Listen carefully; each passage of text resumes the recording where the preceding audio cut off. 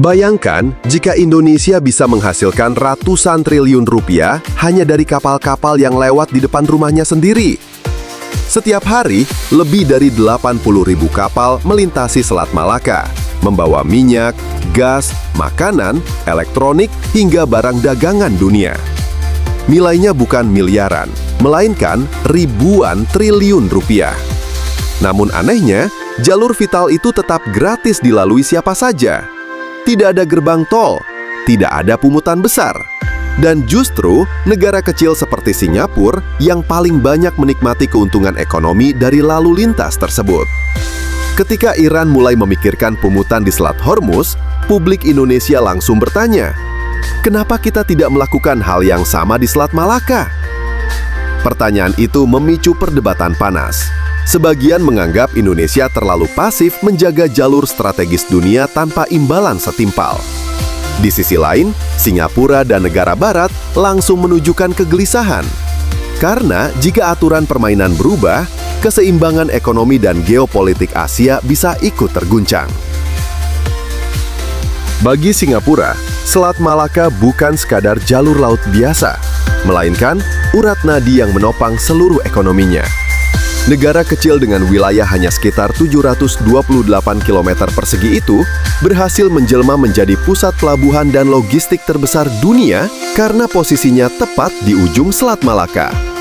Ribuan kapal tanker dan kontainer singgah setiap hari untuk mengisi bahan bakar, bongkar muat, hingga perawatan kapal. Dari aktivitas inilah, Singapura diperkirakan memperoleh keuntungan hingga 25 miliar dolar Amerika Serikat per tahun.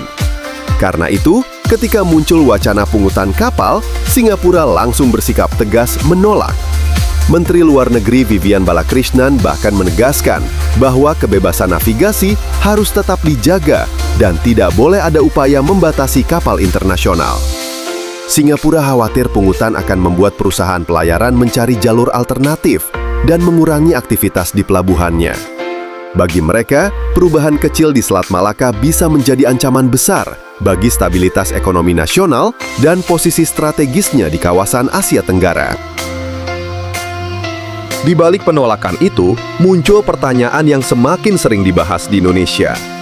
Mengapa negara pantai seperti Indonesia harus menanggung resiko besar tanpa memperoleh manfaat yang sebanding?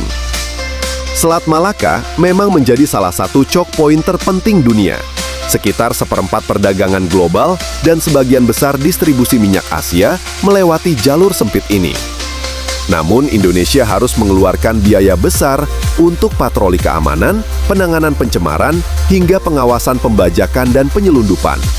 Tumpahan minyak dan polusi kapal juga mengancam ekosistem pesisir Sumatera setiap saat.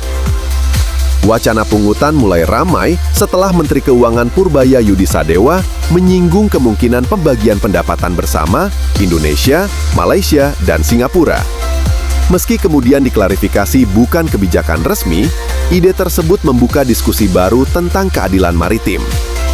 Secara hukum internasional, Selat Malaka berada di bawah rezim kebebasan navigasi UNCLOS, sehingga negara pantai tidak bisa sembarangan memungut biaya transit kapal yang melintas di jalur internasional tersebut. Meski begitu, peluang tetap ada jika Indonesia bermain dengan strategi yang cerdas. Dalam aturan internasional, negara pantai masih diperbolehkan menarik biaya tertentu untuk layanan keselamatan navigasi, perlindungan lingkungan, atau fasilitas maritim selama tidak diskriminatif.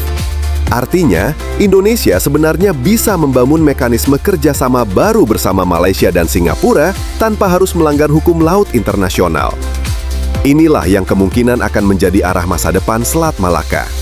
Bukan pajak sepihak, melainkan user fee bersama untuk mendukung keamanan dan pemeliharaan jalur pelayaran dunia.